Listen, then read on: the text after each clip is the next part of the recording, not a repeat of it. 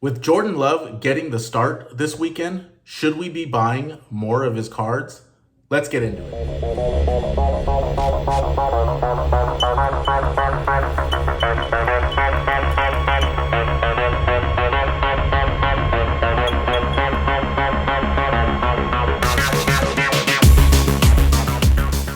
So the big news this week is that Jordan Love will get the start for the Green Bay Packers as Aaron Rodgers has tested positive for COVID and he will be out for 10 days, which means this Sunday for sure and maybe even the next game. So what does that mean for his cards?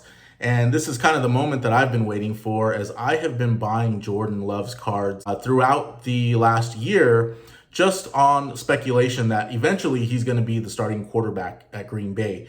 Also, the prices of his cards are relatively low. So with this news, I went to check StarStock to see what are his cards going for now at this point, and they did go up a little bit, but I did not sell any of my cards. I have 8 Prism StarStock A's. I probably paid on average about $20 per card, and I believe I probably could have sold them for close to $30, so maybe make a $10 profit. But at this point, at such low price points, I'd rather hold and see how he does this weekend. There's really not much to lose at such a low price point. Eventually, I wanted to get these cards graded, and what my long-term plan was, I just assumed that Aaron Rodgers would not get injured, or I guess not get COVID, and that he would play out the rest of the season.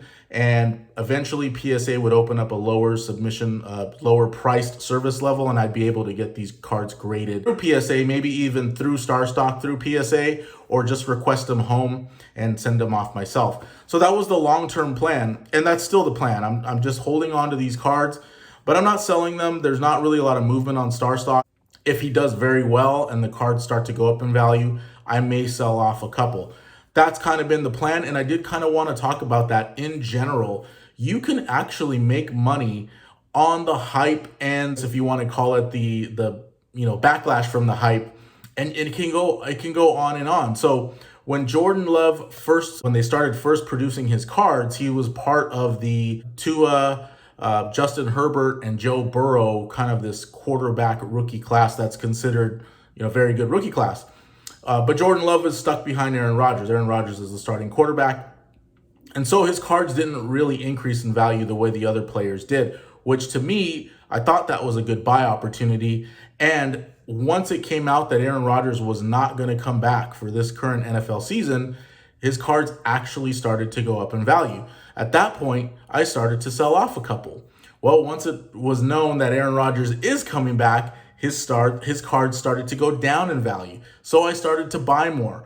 All in all, I kept to the plan of, I believe that Jordan Love will actually be the starting quarterback for the Green Bay Packers at some point in time. I thought it was going to be this year. Once we found out that was not the case, I was fine. It's next year. No big deal. So I'll keep buying and selling more until we get to next year. And then who knows at that point if I want to hang on to a couple, if I want to sell most of them off. At that point, I hadn't really thought that far ahead. The interesting thing about collecting cards is I kind of become a fan of the player that I'm investing in as well. And so probably there might be some cards that I want for the PC. Who knows? At this point, we haven't seen Jordan Love play yet, so we really don't know what to expect. So the answer to should I sell some of his cards or not, as I mentioned on StarStock, I'm not going to sell those, but I am going to sell my already graded cards. And so I have some of these Jordan Loves. I went over them in another video. This is a Jordan Love Select nice neon green card. We have his red, white, and blue Prism. These are all HGA 9s, and that's one of the reasons I'm going to sell them.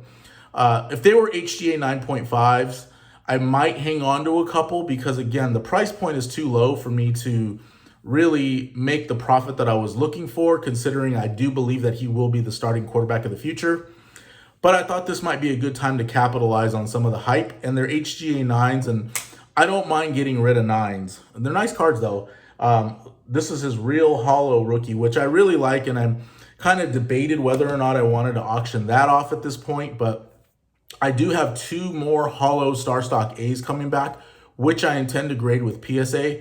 So I'm going to have a couple more graded hollow rookies. So again, I don't mind auctioning that off at this time. I also have this blue, I believe it's a blue scope, and finally we have the Purple Shock. So these were all part of a Jordan Love lot that we bought on eBay. And we bought it on eBay, not very expensive. It was probably at one of the down points in time that we bought it, and sent them all off to get graded. And unfortunately, none of them came back an HGA 9.5, and obviously not an HGA 10. And that's one of the other things I wanted to point out too. When you buy lots on eBay, it's very iffy as to whether you're going to get any gems out of those lots. That's one of the things that I've discovered. I did get a Brandon Ingram PSA 10 Prism in a Brandon Ingram lot. But other than that, it's very rare to hit gems. And it makes sense. You know, a lot of people who are selling lots, they probably picked through the best cards. They probably sent them off for grading. Most likely they sent them off when it was $9 to $12 per card to grade. These are kind of the leftovers as raw cards started to get hot at the beginning of the year, or even in this past summer. They're willing to sell them off, and they don't need to disclose that there's any flaws. I mean, as long as the card looks mint, there's a near mint. You can claim that on eBay. You can just claim that it's near mint. You don't necessarily need to disclose that, hey, we don't think this is going to grade a PSA 9.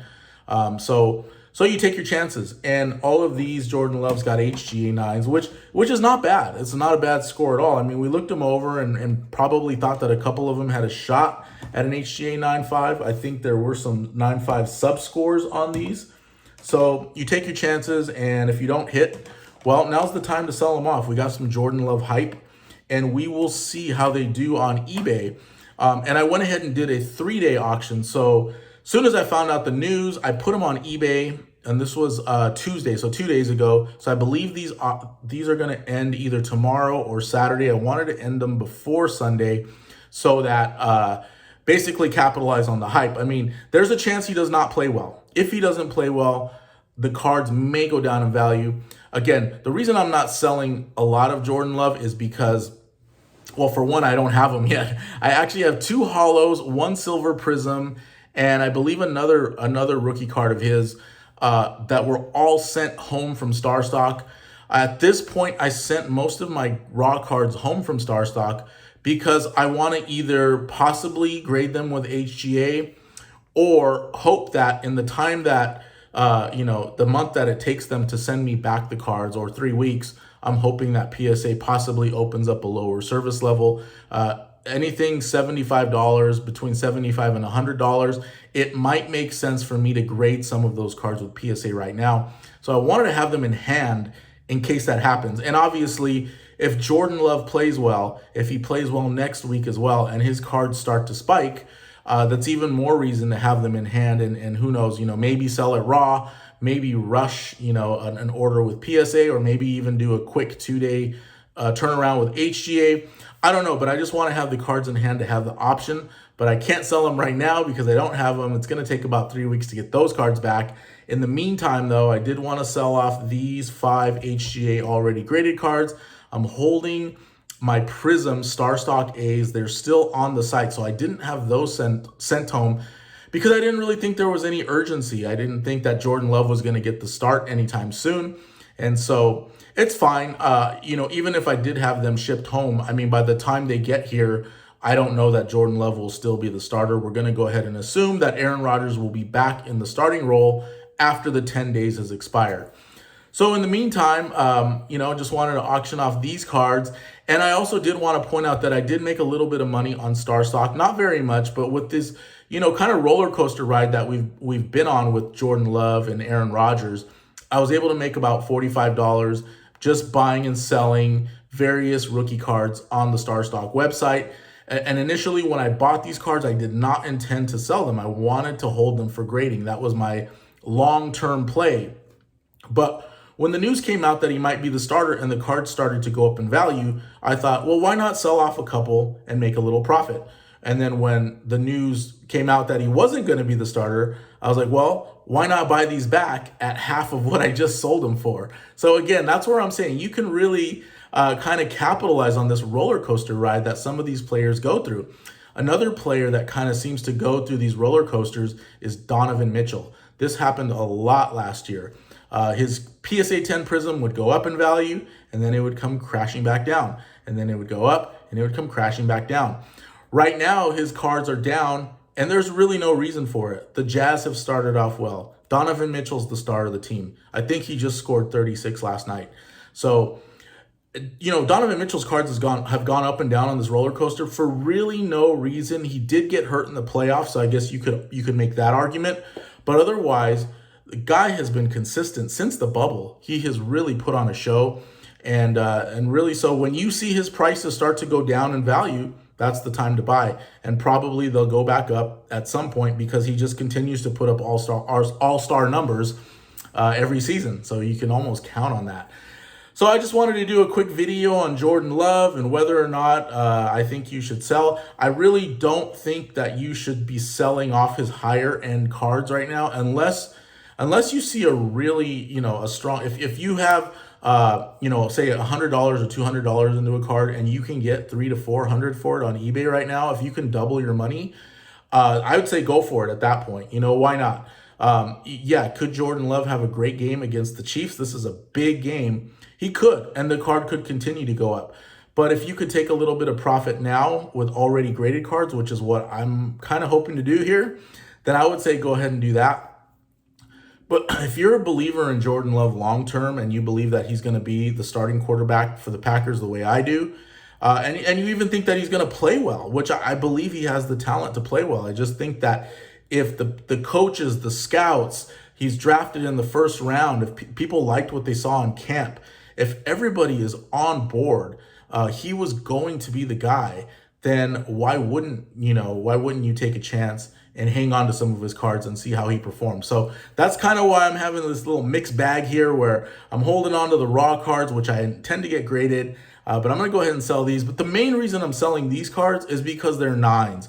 If I had some PSA 9s that I could make a little bit of money on, or in this case, they're HGA 9s and I can make a little bit of a profit because of the news and the hype, I'm going to go ahead and do that. And I might even take that money and put it into a better Jordan Love card, or maybe a better raw card that I'm eventually going to get graded, because again, I believe in Jordan Love as a long-term play. And so I'm sticking with my, as far as the bigger cards that I have, the Silver Prism, the Hollows. I don't have any autos, but any cards that I believe are going to come back with, a nice value once they come back from PSA, I'm hanging on to those. I'm hanging on for the long run.